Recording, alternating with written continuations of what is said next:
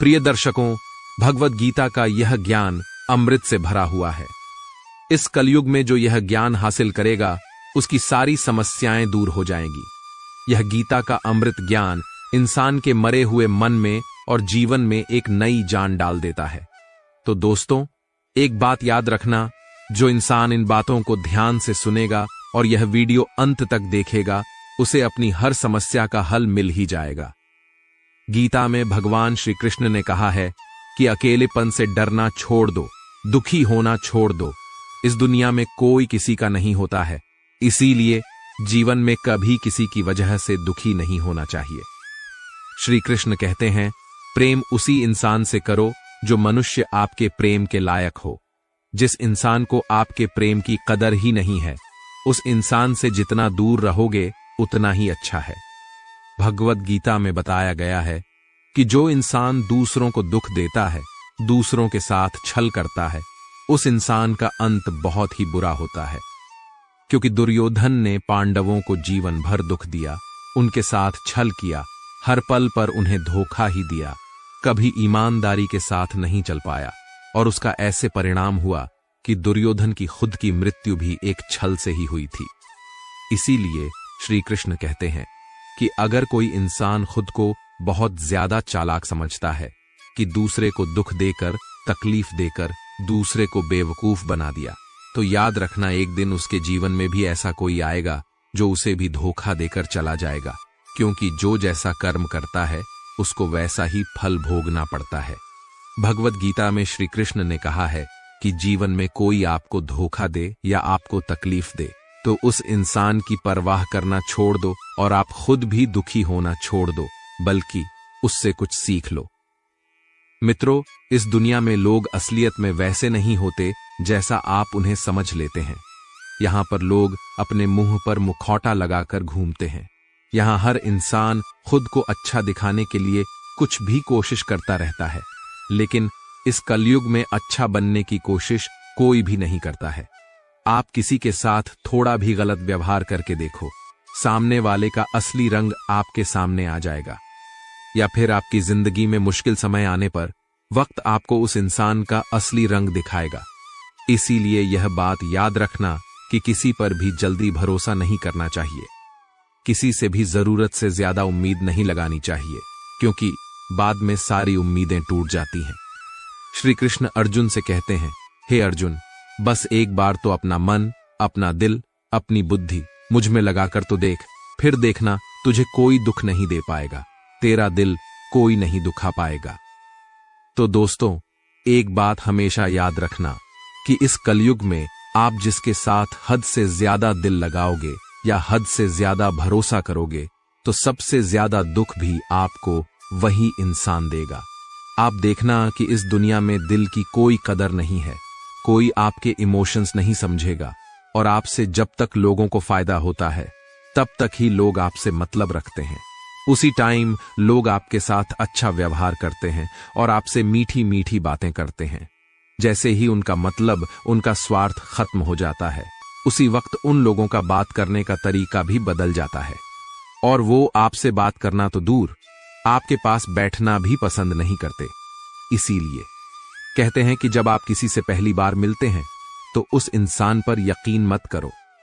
वह सिर्फ एक मुखौटा है जो आपको दिखाने के लिए है, आपको फंसाने के लिए है। अब यह आप पर ही निर्भर करता है कि आपको उस इंसान के साथ फंसना है या अपनी समझदारी से काम लेना है। श्री कृष्ण गीता में कहते हैं कि आप अपने गुजरे हुए वक्त को, गुजरे हुए समय को भूल जाओ, क्योंकि अगर आप उस टाइम को याद करते हो तो खुद ही परेशान होने वाले हो। क्योंकि अगर आप गुजरे हुए वक्त के साथ जियोगे, वहीं दुख में जीते रहेंगे, तो आप पूरे जीवन में कभी भी खुश नहीं रह पाएंगे। जो समझदार इंसान होता है वह गुजरे हुए वक्त को भूल जाता है। भगवान श्री कृष्ण कहते हैं कि जब भी आप अपने जीवन में खुद को अकेला महसूस करते हो, तब गीता की इस सच्चाई को ठीक से समझ लेना कि आप दुनिया में अकेले ही आए थे और अकेले ही जाने वाले हो, और खाली हाथ आए थे और खाली हाथ ही जाना है। गीता में श्री कृष्ण अर्जुन से कहते हैं कि इस दुनिया में, इस कलयुग में, चाहे कोई इंसान मुझे माने या ना माने, लेकिन मैं उस मनुष्य का साथ कभी भी नहीं छोड़ता जो सुबह शाम मुझे याद करता है। इस दुनिया में जो भी है वह सब मेरी ही संतानें हैं, सब मेरे ही अंश हैं। इसलिए मनुष्य को, इंसान को, जानवरों को, सबको ईश्वर की ही संतान कहा जाता है। इसीलिए श्री कृष्ण कहते हैं कि आपको अकेलेपन से कभी दुखी नहीं होना चाहिए, कभी डरना नहीं चाहिए, लेकिन एक बात जरूर करना चाहिए, जो इंसान गलत है और पाप करता है उसका साथ कभी नहीं देना चाहिए। गीता में श्री कृष्ण कहते हैं कि मनुष्य का क्रोध ही मनुष्य का सर्वनाश कर देता है। क्रोधी इंसान का कोई मित्र नहीं होता है। हर इंसान क्रोधी इंसान से दूर भागता है, उसके सारे रिश्ते समाप्त हो जाते हैं और कोई उसके साथ रहना नहीं चाहता। भगवान श्री कृष्ण भगवद गीता में उपदेश देते हैं कि आप चाहे कितने भी अच्छे हो, कितने भी सही हो, लेकिन आप बुरे लोगों के संगत रहोगे तो आपका भी वही हाल होने वाला है जो बुरे लोगों का होता है। आपको पता है ना कि भीष्म पितामह एक ब्रह्मचारी थे, धर्मात्मा थे, लेकिन भीष्म पितामह अधर्म के पक्ष में खड़े हो गए थे, तो अंत में उनका वही हाल हुआ जो एक अधर्मी मनुष्य का होता है। उनको मृत्यु के समय पर दुखों का सामना करना पड़ा, भयानक पीड़ा का सामना करना पड़ा था। इसलिए गलत लोगों की संगत में कभी नहीं रहना चाहिए। गीता में श्री कृष्ण कहते हैं कि मनुष्य को अपने मन को शांत रखना चाहिए, क्योंकि जिस इंसान का मन अशांत होता है उसे अपने जीवन में दुख के सिवाय कुछ नहीं मिलता। अशांत मन मनुष्य के अंदर दुखों को ही जन्म देता है और शांत मन, शांत दिमाग परम आनंद को जन्म देता है। गीता में कहा गया है कि मूर्ख और दुष्ट इंसान को कभी ज्ञान नहीं देना चाहिए, क्योंकि उनको ज्ञान देने से उनके अहंकार को चोट लगती है और वह लोग मन में आपके बारे में बैर का भाव रखकर बैठ जाते हैं और समय आने पर आपको ही नुकसान पहुंचाते हैं, आपको ही दुख देते हैं। श्री कृष्ण कहते हैं, जो इंसान आपके सामने अपनापन दिखाता है वही मनुष्य आपकी पीठ पीछे आपको जरूर नुकसान पहुंचाएगा, तो ऐसे लोगों से दूर ही रहना चाहिए। भगवद गीता में कहा गया है कि जहां आपके लिए प्रेम और इज्जत नहीं है वहां कभी नहीं जाना चाहिए। जब महाभारत का युद्ध शुरू होने से पहले पांडवों की तरफ से शांति का प्रस्ताव लेकर भगवान श्री कृष्ण हस्तिनापुर चले गए थे, उस वक्त शकुनी, जो कि दुर्योधन का मामा था, उसने दुर्योधन से कहा था कि यह कृष्ण बड़ा मायावी है, इससे संभाल कर रहना होगा। अगर यह हमारे पक्ष में आ जाएगा तो समझ लो पांडव हार ही जाएंगे। इसे बुलाओ और इसकी बहुत सेवा करो, अच्छे से खातिरदारी करो, इसको अपने घर आने का निमंत्रण दे दो, इसे खुश करने का प्रयास करो। जब श्री कृष्ण हस्तिनापुर पहुंचे तब दुर्योधन ने श्री कृष्ण को अपने घर आने के लिए निमंत्रित किया और श्री कृष्ण से कहा, हे श्री कृष्ण, आप मेरे घर पर आइए, मेरा निमंत्रण स्वीकार कीजिए, मेरे घर का भोजन कीजिए। तब श्री कृष्ण ने दुर्योधन से कहा कि हे दुर्योधन, मनुष्य को किसी के घर में तभी भोजन करना चाहिए, तभी जाना चाहिए जब उन लोगों का आपसे बहुत प्रेम हो या फिर हमारे जीवन में कोई बहुत बड़ी आपत्ति आ गई हो। हे दुर्योधन, कान खोलकर सुन लें, ना मेरी जिंदगी में कोई आपत्ति आई है और ना ही तुम्हारा मुझ पर कोई प्रेम है, इसलिए मैं तुम्हारे घर तो कभी नहीं आना चाहूंगा। मुझे पता है तुम मुझे अपने घर बुला रहे हो सिर्फ और सिर्फ अपना स्वार्थ पूरा करने के लिए। मैं कहता हूं कि मतलबी और स्वार्थी लोगों के घर पर कभी नहीं जाना चाहिए। प्रिय दर्शकों, इससे हमें यह शिक्षा मिलती है कि जिसके दिल में, जिसके हृदय में आपके लिए प्रेम नहीं है, इज्जत नहीं है, वहां आपको कभी नहीं जाना चाहिए। आपको सिर्फ उसी जगह जाना चाहिए जिस जगह पर आपकी कदर होती हो, आपको इज्जत मिलती हो और जहां आपको बहुत सारा प्रेम मिलता हो। श्रीमद् भागवत गीता ज्ञान पूरी इंसानियत के लिए है, सब आत्माओं के लिए है, क्योंकि यह आत्मा को परमात्मा के बारे में, उसकी सृष्टि के बारे में और सबसे अहम यह उन कायदों के बारे में समझाती है जिनका आत्मा को मनुष्य के रूप में हर हाल में पालन करना होगा, रक्षा करनी होगी और इन्हीं कायदों की बुनियाद पर एक आत्मा को शरीर त्याग करने के बाद रखा जाएगा और इस परीक्षा से पास होने पर हमेशा के लिए इस जन्म और मृत्यु से मुक्ति मिलेगी। जो इंसान सच्चे दिल से इस श्रीमद् भागवत गीता ज्ञान को सुनता है, उसका जीवन सफल हो जाता है, उसका कल्याण हो जाता है। इतनी पवित्र है यह श्रीमद् भागवत गीता। भगवद गीता में कहते हैं कि मैं ही सबकी शुरुआत हूं, मैं शुरू से भी पहले था और सब खत्म होने के बाद भी रहूंगा। सब मुझ में है और मैं सब में हूं। जो भी तुम छू सकते हो, देख सकते हो या छू नहीं सकते, वह सब मैं ही हूं। ये नदियां, पहाड़, सूरज, ग्रह, चांद, सितारे सब मैंने बनाए हैं। मैंने ही भगवान, शैतान, राक्षस और इंसान बनाया है। मैं सर्वव्यापी हूं, सब में मैं ही रहता हूं। मैं ही ब्रह्म बनकर सब बनाता हूं और रुद्र बनकर सब नष्ट कर देता हूं। भगवद गीता कहती है कि इस सबसे बड़ी परीक्षा के लिए परमात्मा ने प्रकृति का निर्माण 5 तत्व हवा, अग्नि, जल, पृथ्वी और आकाश से किया, जिन्हें हम छूकर, छककर, सुनकर और देखकर हम समझ सकते हैं। पर खुद परमात्मा इन 5 इंद्रियों की समझ से बाहर हैं। उन्हें आत्मा इंद्रियों से नहीं जान सकती। आत्मा 5 इंद्रियों के साथ वैसा ही है जैसे एक लोहे का रोबोट, जिसे अपने बनाने वाले का कोई पता नहीं। अर्जुन को भी परमात्मा का विराट रूप देखने के लिए भगवान कृष्ण ने दिव्य नेत्र दिए। भगवद गीता समझाती है कि आत्मा अजन्मी है, इसे कोई मार नहीं सकता, कोई जला नहीं सकता, डूबा नहीं सकता, काट नहीं सकता। लेकिन आत्मा को परमात्मा के साथ हमेशा रहने के लिए यह परीक्षा रूपी जीवन में बैठना ही पड़ेगा। इस परीक्षा के लिए परमात्मा को छोड़कर आत्मा को पृथ्वी पर किसी न किसी रूप में जन्म लेना पड़ता है और 84 लाख योनियों को जीने और भोगने के बाद एक आत्मा को मनुष्य का शरीर और दिमाग मिलता है। इस सबसे बड़ी मर्यादाओं की परीक्षा में बैठने के लिए हर मनुष्य को इस पूरी परीक्षा के दौरान तरह तरह की अच्छी और बुरी भावनाओं के चक्रव्यूह में अपने ही भाई बहन और मित्रों के साथ डाला जाता है, जिसमें हर आत्मा को अपने अंदर के तामसिक और राजसिक अवगुणों से निकलकर सात्विक जीवन में प्रवेश करने के मौके मिलते हैं। हमारे तामसिक गुण वह है जो हमारे अंदर हीन भावना पैदा करके हमें खुद को ही नुकसान पहुंचाते हैं, और हमारे राजसिक गुण हमें ईर्ष्यालु और लोभी बनाकर दूसरों के प्रति नुकसान पहुंचा सकते हैं। इस परीक्षा के दौरान हर आत्मा को तामसिक और राजसिक गुणों को खत्म करके अपने सात्विक गुणों से परिचित होना पड़ेगा। सात्विक गुण वह है जो आत्मा को अपने आसपास की हर चीज से जोड़े रखती है और उन्हें प्यार करना सिखाती है। परीक्षा के दौरान हर आत्मा को जीवन के 4 स्तंभ धर्म, अर्थ, काम और मोक्ष का ज्ञान पाकर ही मुक्ति मिलती है। यही वह द्वार है जिन्हें समझकर ही आत्मा परमात्मा को समझ सकती है। पहला द्वार धर्म का है और शेर इसका प्रतीक है।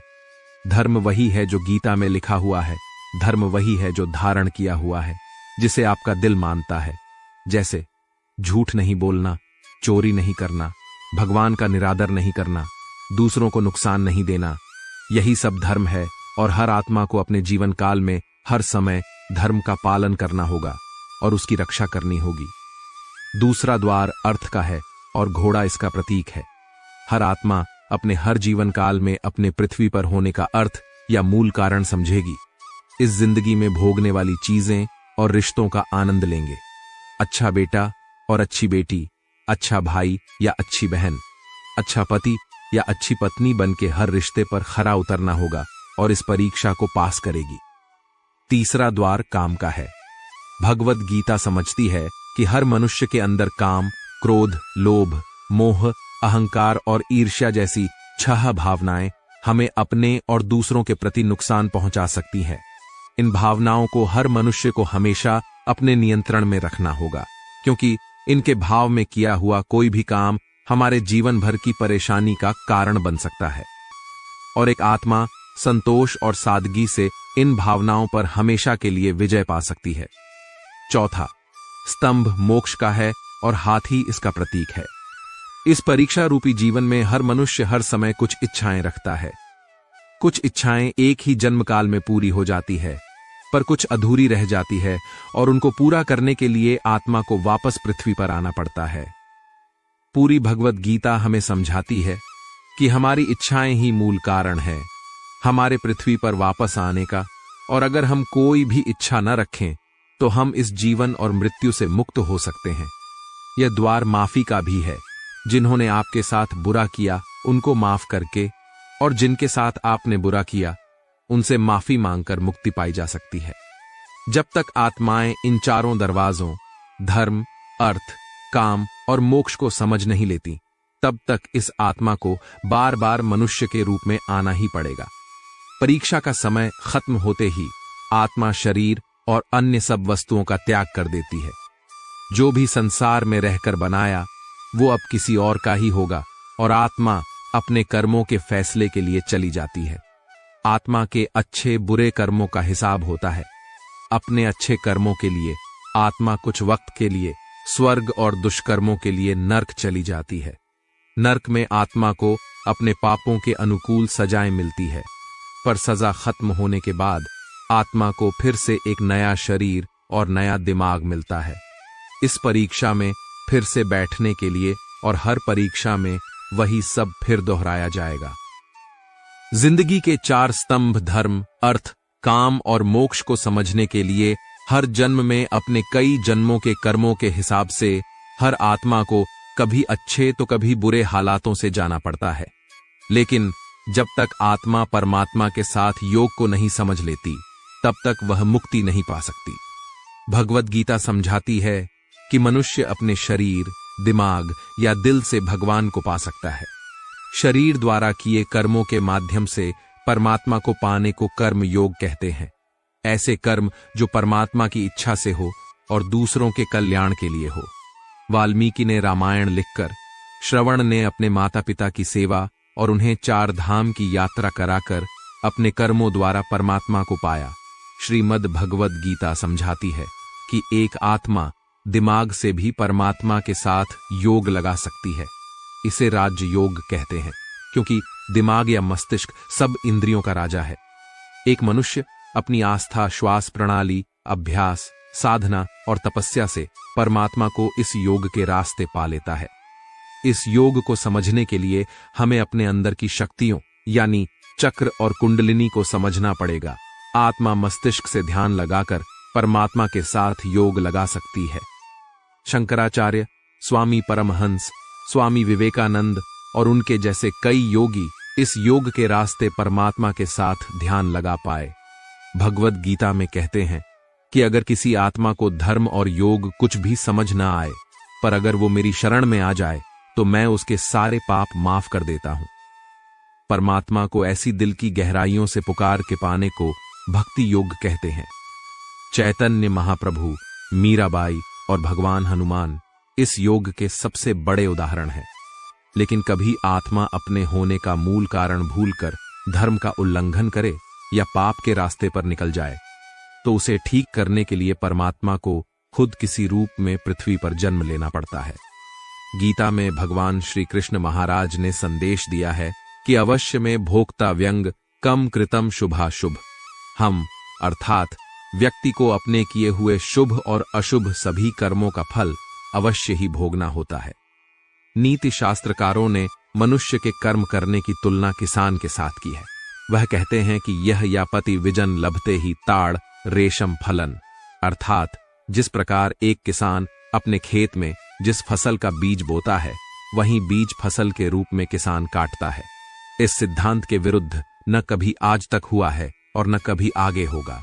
इसलिए कहावत प्रसिद्ध है कि बोया पेड़ बबूल के तो आम कहां से आए। यही व्यवस्था परमात्मा द्वारा बनाई गई सृष्टि में मनुष्यों के ऊपर लागू होती है।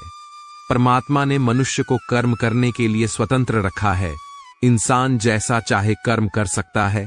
अच्छे या बुरे कर्म मनुष्य की विवेक शक्ति के ऊपर निर्भर करते हैं।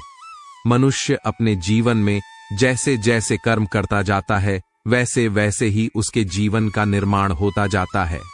परंतु परमात्मा ने मनुष्य को केवल कर्म करने की स्वतंत्रता दी है। कर्म फल व्यवस्था परमात्मा के अधीन है। जैसे कर्म किए हैं वैसा ही फल मिलेगा। यह निश्चित है, क्योंकि परमात्मा न्यायकारी है। परमात्मा मनुष्य द्वारा किए जाने वाले प्रत्येक कर्मों को जानने वाला है। परमात्मा के आगे किसी की सिफारिश नहीं चलती। इस कलयुग में तो लोग रिश्वत देकर अपना काम निकालते हैं, लेकिन परमात्मा को कोई रिश्वत नहीं दे सकता, इसलिए परमात्मा को पूर्ण न्यायकारी कहा गया है। और परमात्मा की अतल न्याय व्यवस्था से कोई भी आज तक न तो बचा है और न ही आगे बचेगा। इसलिए अच्छे कर्म करने वाला व्यक्ति डरता है, बुरा कर्म करने वाला व्यक्ति हर समय भयभीत होता है। उसके मन में सदैव यह शंका रहती है कि कभी मेरे बुरे कर्म सामने न आ जाए। बुरे कर्मों के सामने आते ही उसे उन कर्मों का फल मिलना शुरू हो जाता है। ईश्वर द्वारा सभी प्राणियों को कर्म करने की स्वतंत्रता मिली है। कोई भी प्राणी कभी भी इच्छानुसार कैसा भी कर्म कर सकता है। इन कर्मों की आजादी के कारण ही जीवन में नयापन बना रहता है। यदि कर्म करने की आजादी न हो तो जीवन में जीवन जैसा कुछ भी नहीं रहेगा।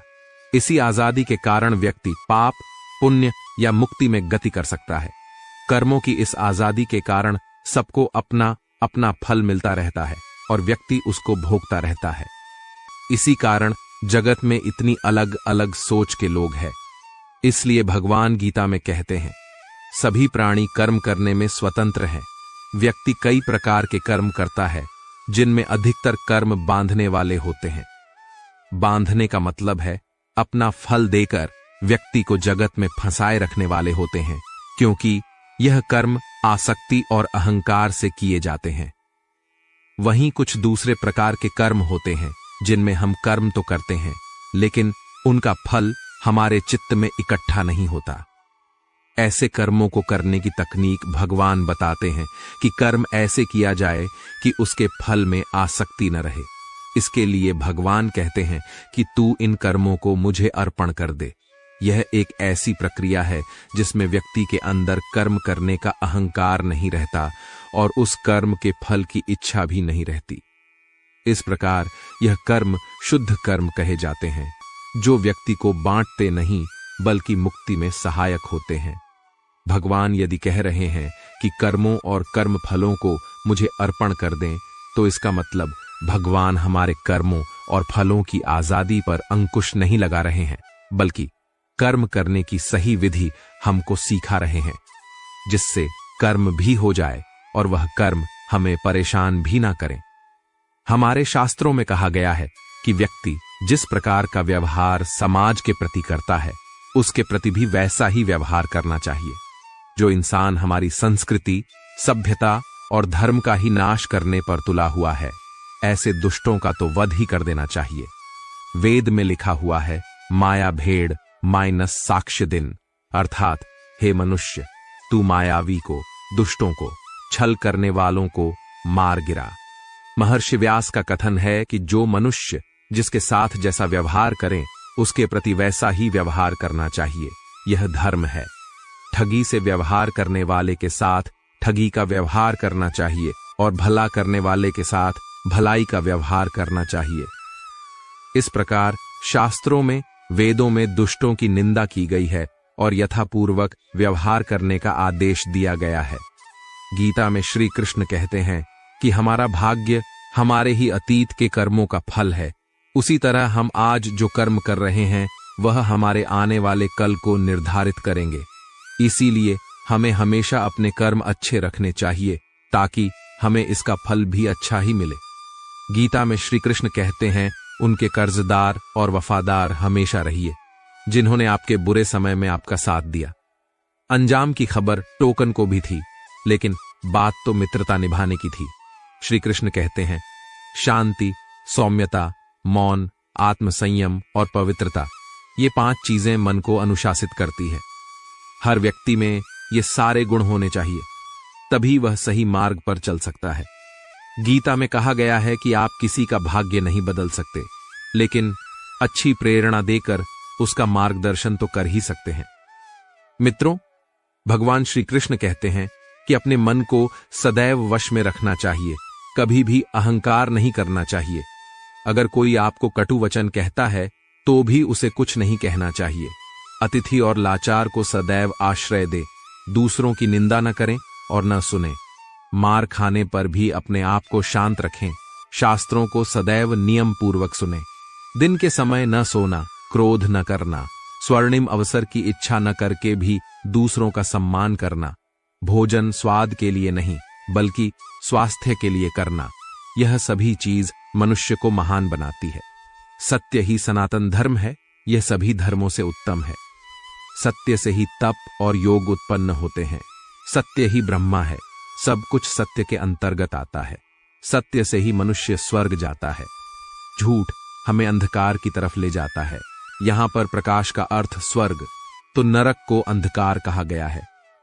सभी प्राणियों को एक समान समझना, ईर्ष्या द्वेष से दूर रहना, शील और लज्जा के गुणों को अपनाना, दुष्कर्मों से दूर रहना, किसी को कष्ट न पहुंचाना, इंद्रियों को वश में रखना, मन की पवित्रता को बनाए रखना, सत्य बोलना, क्षमा करना, साहस और विद्या आदि, यह 13 सत्य धर्म के लक्षण हैं। वेद भी सत्य का ही उपदेश देते हैं। सत्य बोलना सहस्त्रों अश्वमेध यज्ञों के फल के बराबर होता है। कभी भी कटु वचन न बोलें। सदैव ऐसे वचन बोलो जो दूसरे को अच्छे लगे। बुरा बोलना, निंदा करना, भला बुरा कहना, यह सब त्याग देना चाहिए। दूसरों का सम्मान न करना, अहंकार दिखाना, ये सभी अवगुण होते हैं। जो सुख इस लोक में कामनाओं की पूर्ति होने पर मिलता है और परलोक में जो सुख प्राप्त होता है वह उस सुख के 16वें हिस्से के बराबर भी नहीं है जो सुख हमें कामनाओं से मुक्त होने पर प्राप्त होता है। अपने आप को वश में करने के लिए व्यक्ति को पहले लोभ और मोह से दूर होना चाहिए। मोह का फल मृत्यु और सत्य का फल अमृतत्व प्राप्त होता है। इसलिए मृत्यु और अमृतत्व दोनों ही मनुष्य के अधीन है। पूरे संसार को वृद्धावस्था ने घेर रखा है। दिन प्रतिदिन उस पर मृत्यु का प्रहार होता जा रहा है। दिन आता है, रात बीत जाती है। जागो, तुरंत उठो, समय को व्यर्थ न गवाएं। अपने कल्याण के लिए कुछ कार्य करो, क्योंकि तुम्हारे कार्य पूर्ण नहीं हो पाते हैं तब तक मृत्यु तुम्हें अपने साथ ले जाती है। निर्धनता को स्वर्ण ही स्वेच्छापूर्वक अपनी इच्छा से स्वीकार करने से सुख मिलता है। यह सुख मनुष्य का कल्याण करता है, क्योंकि इस राह पर चलने से न तो कोई क्लेश रहता है, न ही कोई आपका शत्रु बनता है। यह मार्ग भले ही कठिन लगता है, लेकिन जिस मनुष्य को पवित्र जीवन जीना हो, ऐसे भले मानुष के लिए यह मार्ग उपयुक्त और सुगम है, क्योंकि ऐसे मनुष्यों के लिए संपत्ति का कोई मोह नहीं रहता। उनके लिए इससे ज्यादा कोई दूसरी संपत्ति या सुख नहीं है। एक तुला के पलड़े में ऐसी निर्धनता को और दूसरे पलड़े में राज्य को रखने पर अचिंतनता का पलड़ा भारी रहता है। धनवान पुरुष को तो सदैव ही मृत्यु का भय रहता है। कामनाओं को पूरा करने से श्रेष्ठ है कि उन्हें त्याग दिया जाए, क्योंकि त्याग के बिना कुछ भी प्राप्त नहीं होता है। त्याग से मनुष्य को परम सुख की अनुभूति होती है। त्याग किए बिना परम आदर्श की सिद्ध नहीं हो सकती। भगवान श्री कृष्ण कहते हैं कि मोह और कामनाओं को त्याग कर अपने चित्त को शांत करो। ऐसा मनुष्य सदैव सुखी रहता है जो व्यर्थ की चिंता न करने वाला हो, जो सत्य का पालन करता है, जिसे सांसारिक मोह न हो। 2 तरह के मनुष्य को हर सुख प्राप्त होता है। एक तो वे जो मूर्ख होते हैं और दूसरे वे जिन्हें ज्ञान का परम प्रकाश प्राप्त हो गया हो। जो लोग इन दोनों के बीच में अटके रहते हैं वे दुखी हो जाते हैं। जो व्यर्थ में ही अपने आप को दुखी करता है वह अपना सब कुछ नष्ट कर लेता है।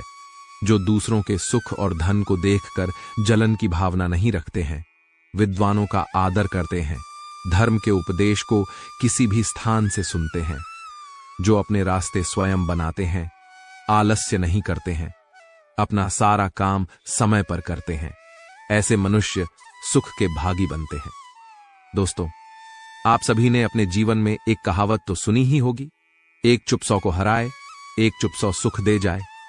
और इसलिए हम कई बार चुप रहते हैं, मौन रह जाते हैं, क्योंकि यह सच भी है कि एक मूर्ख व्यक्ति के सामने मौन रहने से अच्छा उत्तर और कुछ भी नहीं हो सकता। परंतु जीवन में सदैव चुप रहना उचित नहीं होता है। गीता में कहा गया है, जहां पाप का बल ज्यादा हो रहा हो, जहां छल कपट हो रहा हो, वहां पर मौन रहने से अधिक गंभीर अपराध और कुछ नहीं हो सकता है। कभी कभी हम सबके जीवन में एक समस्या अवश्य आती है कि हम किसी ताकतवर के समक्ष मौन हो जाते हैं। ऐसा क्यों? उसकी ताकत से बचने के लिए हम मौन रह जाते हैं। मानते हैं कि ऐसा करने से हम एक विवाद से बच जाते हैं। हो सकता है कि एक संघर्ष से भी बच जाते हैं, परंतु ऐसा बचाव देर सबेर एक मोटे संघर्ष को जन्म दे देता है। हमारा मौन रहना अनजाने में उस व्यक्ति का समर्थन बन जाता है और वह अपने आप को और अधिक शक्तिशाली अनुभव करने लगता है। यहीं से हमारा दमन प्रारंभ हो जाता है। एक के बाद एक हम अन्याय में अनचाहे रूप से सम्मिलित होते चले जाते हैं, जो आगे चलकर मोटे टकराव का कारण बनता है। तो फिर इसका उपाय क्या है? यह समझने के लिए यह जानना आवश्यक है कि ऐसी कौन सी बात है जो विरोध करने से रोकती है। यह सामने वाले की शक्ति तो नहीं हो सकती, यह तो हमारा खुद का डर होता है जो हमें मौन रहने को विवश करता है। क्या हम मन से डर को निकालकर अन्याय का विरोध नहीं कर सकते? आखिर वह हमारा क्या और कितना खराब कर सकता है? सोचिए, ऐसा करने से हमारा मन कितना मुक्त, कितना हल्का अनुभव करेगा। गीता में भी कहा गया है, अन्याय सहना अन्याय करने से ज्यादा बड़ा है। आज समाज में यही तो हो रहा है, जहां विरोध करना चाहिए वहां कोई बोलता नहीं। कोई बलशाली व्यक्ति कुछ भी गलत बोल दे तो उसके सामने विरोध करने की किसी की हिम्मत नहीं होती। उसके समक्ष हम कमजोर हो जाते हैं। दूसरी ओर हम बोले चले जा रहे हैं, जहां बोलने की कोई आवश्यकता ही नहीं, और अन्याय होता देख चुप रहकर बच निकलते हैं। क्या हम निरंतर अपराध के भागीदार नहीं बन रहे? विचार करके देखिए। इतिहास साक्षी है कि पापियों की उद्दंडता ने संसार को उतनी हानि नहीं पहुंचाई जितनी कि सज्जनों के मौन ने पहुंचाई। यदि कोई मूर्ख बोल रहा है तो मौन रहना उचित है, परंतु यदि कहीं छल हो रहा है, अपराध हो रहा है, तो उठिए और विरोध करिए, क्योंकि आपके लिए न सही आने वाली सोच के लिए यह मौन घातक सिद्ध हो सकता है। चुप रहना समझदारी है, पर मौन रहकर अन्याय सहना अपराध है। किसी के साथ हमारा रिश्ता कैसा रहेगा, यह हमारे बात करने के तरीके पर निर्भर करता है। सोचे समझे बिना बोलेंगे तो रिश्ते खराब हो सकते हैं। कभी कभी कुछ परिस्थितियां ऐसी बन जाती है जब रिश्तों के लिए मौन रहना ज्यादा बेहतर रहता है। मौन रहना एक साधना की तरह है, लेकिन सोच समझकर बोलना एक कला है। अगर आप फिजूल की बातें करना अपनी दिनचर्या से हटा दें तो आप सकारात्मक और ऊर्जावान महसूस करेंगे। बोलकर सारा संदेह खत्म कर देने से अच्छा है चुप रहकर बेवकूफ समझा जाना। अज्ञान की सबसे मोटी संपत्ति है मौन, और जब वह इस रहस्य को जान जाता है तब अज्ञान नहीं रहता। मौन नींद की तरह है, वह विवेक को ताजा रखता है। वाणी का वर्चस्व रजत है, किंतु मौन कंचन है। अपनी सफलता के सफर में निकलने से पहले अपने बस्ते में शांति और धैर्य को जरूर रख लेना। मौन रहकर मैं अन्य लोगों की कमियों को सुन लेता हूं और अपनी कमियों को छिपा लेता हूं। जब कुछ कहने को हो तभी कहिए, अगर कुछ कहना चाहते हो तब मत कहिए। बेतुकी बातों का सबसे बेहतर जवाब न देना है। सवाल का जवाब शांति से मिलता है, बहस करने से जवाब खो जाता है। अगर बहस करने वालों में एक व्यक्ति शांत रहे तो बहस कभी नहीं हो सकती। शरीर का शोर सुनाई दे जाता है, कभी आराम से बैठकर आत्मा की भी सुनो। मौन निद्रा के सदृश है, यह ज्ञान में नई स्फूर्ति पैदा करता है। सही जगह और सही वजह पर बोलना जरूरी है, वरना चुप रहना ही बेहतर है। यदि तुम चाहते हो कि लोग तुम्हें तुम्हारी वास्तविक योग्यता से अधिक योग्य व्यक्ति समझे तो कम बोलो। बुद्धिमानी की बात कहने की अपेक्षा बुद्धिमान प्रतीत होना अधिक आसान है। कब और कहां मौन रहना है, अगर इंसान यह सीख ले तो उसके जीवन की आधी समस्याएं अपने आप ही खत्म हो जाएंगी। अगर तुम अच्छे, मैं अच्छा, तो यहां बुरा कौन है? दूसरों की गलती पर खुदा और अपनी गलती पर सारा जहां मौन है। मौन रहकर मैं अन्य लोगों की कमियों को सुन लेता हूं और अपनी कमियों को छिपा लेता हूं। मौन रहना कोई आसान कार्य नहीं है, इसके लिए भी साहस और धैर्य की आवश्यकता होती है। मौन क्रोध का दमन करने में व्यक्ति की जितनी सहायता करता है उतना अन्य कोई नहीं सहायता करता है। मुझे कभी इसका खेद नहीं हुआ कि मैं मौन क्यों रहा, परंतु इसका खेद अनेक बार हुआ कि मैं बोल क्यों गया। मैंने लंबे समय से माना है कि चुप्पी नुकसान का उपाय है, मौन खाली नहीं है, यह उत्तरों से भरा है। जब आप अकेले होते हैं तो आप नाराज नहीं हो सकते। अनुभव हमें सिखाता है कि मौन लोगों को सबसे ज्यादा दमदार बनाता है। सत्य दुख देता है, लेकिन मौन मार देता है। लोग अपनी आत्मा का सामना करने से बचने के लिए कुछ भी करेंगे। मौन रहकर आप कई समस्याओं से दूर रह सकते हैं। विधाता ने मौन को अज्ञानता का आवरण बनाया है। यह ज्ञानियों की सभा में अज्ञानियों का आभूषण है। मौन में शब्दों की अपेक्षा अधिक शक्ति होती है। अगर आप दूसरों के विचारों पर नियंत्रण पाना चाहते हैं तो सर्वप्रथम अपने विचारों पर नियंत्रण कर लिया जाए। अपने विचारों पर नियंत्रण करने का सबसे आसान तरीका है कम बोलना या मौन रहना। इस दुनिया में वह इंसान सबसे ज्यादा सुखी और समृद्ध होता है जो क्रोध आने पर खुद को मौन रख सके। जिन्हें आपको गलत ही समझना है, वह लोग आपके मौन का भी गलत अर्थ निकाल ही लेंगे। विधाता की अदालत में वकालत बहुत ही न्यारी है। खामोश रहकर कर्म कीजिए, सबका मुकद्दमा जारी है। यदि किसी प्रश्न का उत्तर आपको पता नहीं है तो ऐसे में मौन रहना ही बुद्धिमानी है। कभी मौन रहकर देखो, इससे भी चमत्कार होता है। जब आपको नहीं पता कि किसी विशेष अवसर पर क्या कहना है या आपको किसी विशेष घटना के बारे में केवल आधा अधूरा ज्ञान है, तो ऐसे अवसर पर भी आपको चुप रहना चाहिए। ऐसा व्यक्ति जो आधा अधूरा ज्ञान होने के बाद भी उस विषय पर बात करता है, वह अक्सर उपहास का पात्र बन जाता है। ऐसे व्यक्ति को कोई भी गंभीरता से नहीं लेता है। केवल वही व्यक्ति अपनी बात प्रभावी ढंग से रख सकता है जिसे उस विशेष घटना या विषय का गहरा ज्ञान हो। इसीलिए यहाँ वहां से प्राप्त आधी अधूरी जानकारी के आधार पर कभी भी लोगों को समझाने की कोशिश नहीं करनी चाहिए। जब कोई व्यक्ति आपके सामने किसी तीसरे व्यक्ति की बुराई कर रहा हो तो ऐसी स्थिति में आपको चुप रहना चाहिए। आपको कभी भी ऐसी नकारात्मक बातचीत का हिस्सा नहीं बनना चाहिए, क्योंकि आज वह व्यक्ति जो कर रहा है आपके सामने किसी तीसरे व्यक्ति की बुराई, कल किसी और के सामने आपकी भी बुराई करेगा। और इस बात की अधिक संभावना है कि आज आपने जिस तीसरे व्यक्ति की बुराई की है उसे भी इस बात का पता चल जाते तो आप पर ही मुसीबत आ सकती है। इसलिए जब भी कोई किसी दूसरे व्यक्ति की बुराई करे या उसके गलत समय का मजाक बनाए तो आपको बस उसकी बात सुननी है, अपनी राय नहीं देनी है। अगर आप ऐसा करें तो भविष्य में आपके लिए समस्याएं हो सकती हैं। जब कोई आप पर क्रोध और घृणा से चिल्लाता है, आपका अपमान करने की कोशिश करता है, तो ऐसी स्थिति में आप दूसरे व्यक्ति की क्रोध और घृणा को चुप रहकर कम कर सकते हैं। चुप रहकर भी आप स्थिति को खराब होने से रोक सकते हैं। जब आप ऐसा नहीं करते हैं और दूसरे व्यक्ति के क्रोध का उत्तर क्रोध से दे देते हैं तो परिणाम काफी भयंकर होता है। यदि आप उस समय चुप रहते हैं तो यह बात उस क्रोधी व्यक्ति के दिल में महसूस होती है। जब क्रोध शांत हो जाता है तो वह अपनी गलती पर पछताता है और इस बात की भी संभावना ज्यादा हो जाती है कि वह आगे आकर आपसे माफी मांगे। अपनी गलती के लिए अगर वह माफी नहीं मांगता है तो वह अंदर से दोषी महसूस करने लगता है और फिर अगली बार आप पर गुस्सा करने या नफरत करने से पहले कई बार सोचता है। लेकिन आपको हर हाल में या हर समय चुप भी नहीं रहना चाहिए। अगर कोई गलत कर रहा है तो उसका जवाब आपको देना चाहिए, क्योंकि कुछ लोग ऐसे भी होते हैं जो हमारी खामोशी को हमारी कमजोरी समझते हैं। गुस्से में चुप रहने का यह तरीका केवल परिवार, करीबी रिश्तेदारों और कुछ करीबी दोस्तों के लिए ही सही है, हर इंसान के लिए नहीं। अगर आप हर जगह खामोश रहने लगे तो इसका गलत इस्तेमाल भी हो सकता है।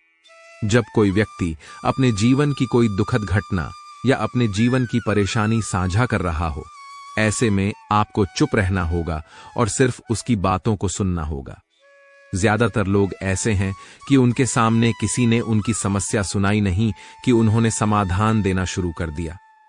हालांकि जब कोई व्यक्ति अपनी समस्या हमारे साथ साझा कर रहा है तो वह हमसे किसी सुझाव की उम्मीद नहीं करता है। वह चाहता है कि हम उसकी बात ध्यान से सुनें, क्योंकि जब हम उनकी बात सुनते हैं उस व्यक्ति को आंतरिक शांति मिलती है। उसे लगता है कि कोई मेरी बातों को समझता है। अधिकांश समय जब लोग अपनी समस्याओं को हमसे साझा करते हैं तो भी हमें केवल अपनी बात बताना चाहते हैं। वे हम हमें से किसी भी प्रकार की सलाह नहीं चाहते, क्योंकि वे पहले से ही सभी तरह की सलाह जानते हैं जो हम उन्हें देने जा रहे हैं। मुसीबत के समय किसी व्यक्ति को सांत्वना देने का सबसे अच्छा तरीका उस व्यक्ति की बात को ध्यान से सुनना है। जब हम बिना ध्यान दिए लोगों की बातों को ध्यान से सुनते हैं, बिना किसी सलाह के, तब उनकी आंखों में हमारे लिए सम्मान और स्नेह का भाव पैदा हो जाता है। उन्हें लगता है कि हम अधिक गंभीर, बुद्धिमान और शांत दिमाग वाले लोग हैं। इसलिए अब जब भी कोई अगली बार आपको अपनी समस्या बताए, तो बस उसकी बातों को ध्यान से सुने और जब तक वह आपसे न मांगे उसे किसी प्रकार की सलाह न दें। जब आप कम बोलते हैं तो लोग आपकी ओर अधिक आकर्षित होते हैं कि आप कौन हैं और आप क्या सोचते हैं। भगवद गीता में भगवान श्री कृष्ण कहते हैं, मन का बेचैन होना उसका स्वभाव है। हमारे मन को लगता है कि अगर वह अलग अलग बातों के बारे में सोचता रहेगा तो हमें आने वाली हर मुश्किल और मुसीबत से बचा लेगा, पर ऐसा होता नहीं है। हम अपने जीवन का काफी अधिक समय सोच विचार करके परेशान होने में निकाल देते हैं। भगवान श्री कृष्ण कहते हैं कि मन का स्वभाव बदलना मुश्किल जरूर है, असंभव नहीं। अब आप एक बात बताइए, क्या आप कौए को कह सकते हैं कि वह काव्य काव की आवाज न करे? या फिर क्या आप किसी मेंढक को कह सकते हैं कि वह पानी देखते ही ऊंची छलांग न मारे? हमारे मन का भी कुछ ऐसा ही है। जीवन में कुछ भी होता है, अच्छा या बुरा, हमारा मन उस पर काव काव करने लगता है। काव्य काव से मेरा मतलब है चिंता करना, व्याकुल होना। कोई बुरी बात होती भी नहीं है और मन परेशानी की ऊंची ऊंची लपटें लेने लगता है। कभी कभी तो मुझे ऐसा लगता है कि हम में से कई लोग सिर्फ परेशान होने के लिए जीते हैं। सारी परेशानी, दुख, दुविधा अक्सर हमारे मन की बनाई हुई कहानियां होती हैं। भगवान श्री कृष्ण हमें हमारे मन को शांत और स्थिर करने के लिए 2 उपाय देते हैं। पहला, ध्यान लगाना। दूसरा, वैराग्य भाव सीखना। अब ध्यान या मेडिटेशन शब्द सुनते ही आप में से कई लोग कहेंगे कि आप आंख बंद कर सांसें अंदर बाहर नहीं ले सकते। यहां हम सब गलती कर बैठते हैं। मेडिटेशन या ध्यान का मतलब सिर्फ आंख बंद कर बैठना नहीं होता।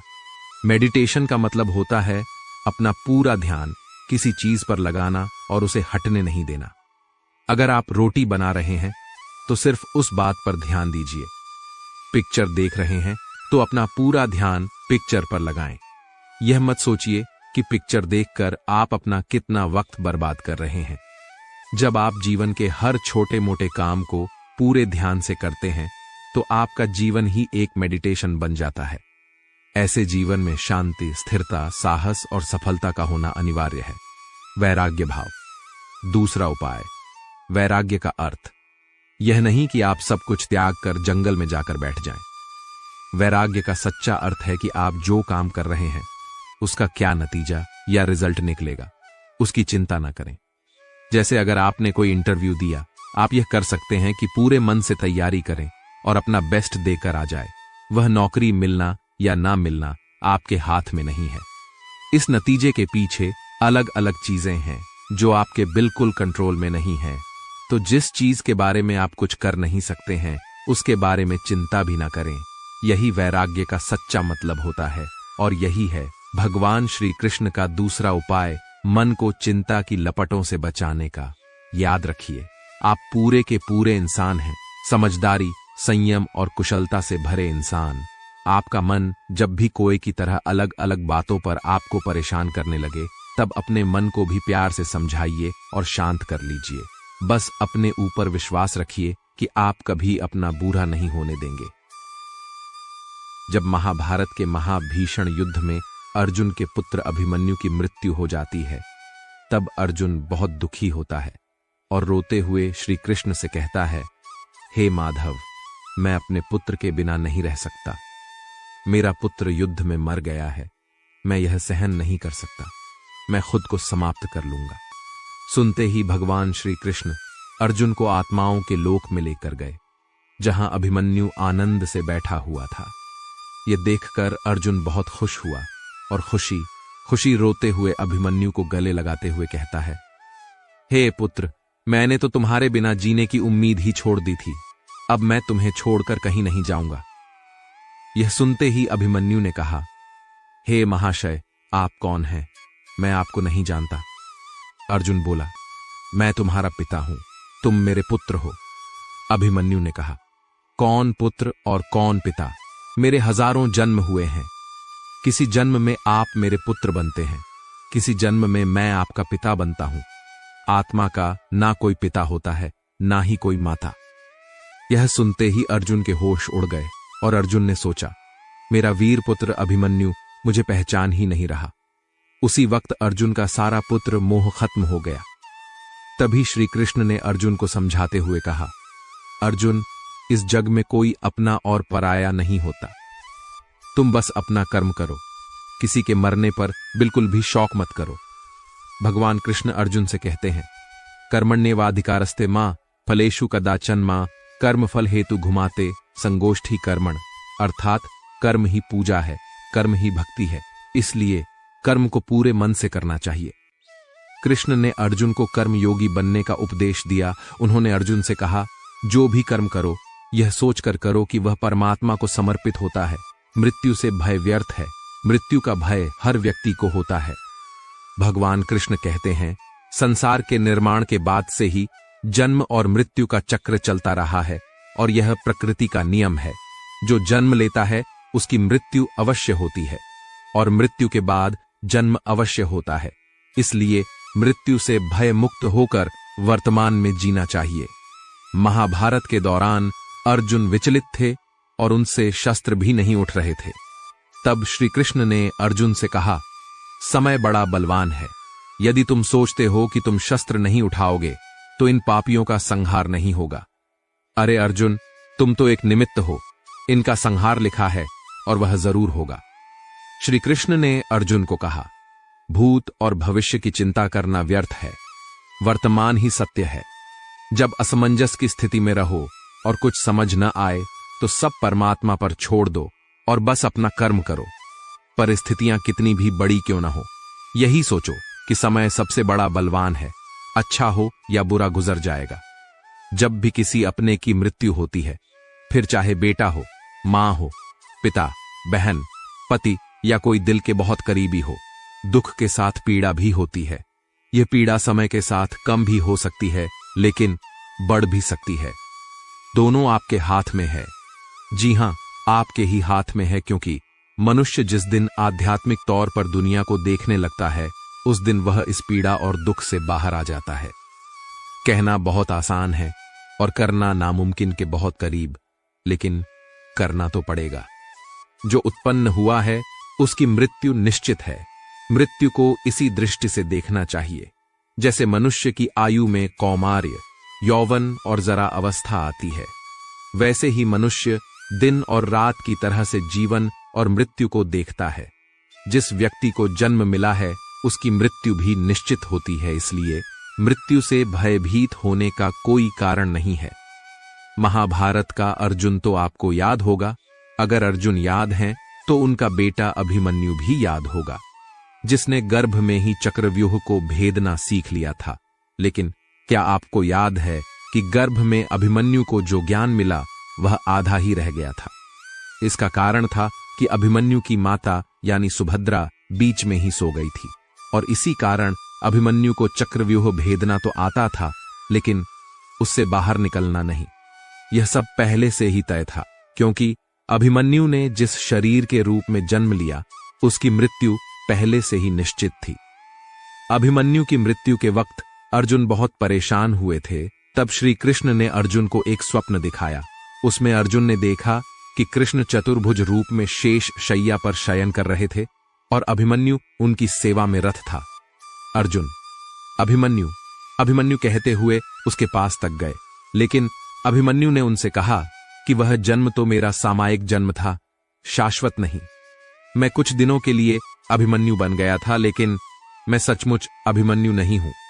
तो अर्जुन की समझ में आया कि कोई भी आत्मा यदि किसी के शरीर को कुछ समय के लिए धारण कर लेती है तो वह उसका शाश्वत रूप नहीं होता। जैसे एक व्यक्ति किसी नाटक में कोई किरदार निभाता है तो वह एक सामयिक पात्र होता है, न कि शाश्वत। जितने दिन नाटक चलता है उतनी देर वह उस पात्र की एक्टिंग करता है। नाटक समाप्त हो जाने के बाद वह अपने उस पात्र को भूल जाता है। वास्तव में मृत्यु तो ईश्वर से मिलन का रास्ता है। इस पर शोध करना मनुष्य की प्रवृत्ति है, लेकिन शोक में डूबकर खुद को पीड़ा देना जायज नहीं। इस पीड़ा से यदि बाहर आना है तो यह सोचें कि हमने जिस अपने को खोया है वह इस नश्वर संसार से गया है, या तो ईश्वर में मिलने या फिर से एक नया जन्म लेने। यदि मृत्यु भयावह होती तो जन्म का अस्तित्व ही नहीं रहता, क्योंकि यह आत्मा ही तो है जो एक शरीर त्याग कर दूसरे शरीर के रूप में जन्म लेती है। आपका अपना किसी न किसी रूप में कहीं जन्म लेगा और उसे और आपको पीड़ा न हो, इसलिए ही तो पूर्ण जन्म के बाद पिछले जन्म की यादें नष्ट हो जाती हैं या धुंधली रह जाती है। हमारे साथ एक सच्चाई हमेशा रहेगी, वह है जन्म लिया है तो मृत्यु जरूर आएगी। उसका समय भी निश्चित है और स्थान भी। अब उसे हम समय से पहले मान लें या सही समय पर, यह हमारी समझ है, क्योंकि जिसकी जितनी उम्र है उसी उम्र को जीकर इस संसार से विदा लेगा। प्रकृति का यही नियम है। इसे मानना मुश्किल है, लेकिन इसे नकारना नामुमकिन। कान्हा कहते हैं, मैं धरती की सुगंध में, अग्नि की ऊष्मा में, सभी जीवित प्राणियों का जीवन और सन्यासियों का आत्म संयम ही मैं हूं। भगवान कहते हैं, जो मनुष्य गीता के रहस्य को भक्तों को धारण करवाता है और उनमें इसका विस्तार एवं प्रचार करता है, वह मनुष्य मुझे अत्यधिक प्रिय है।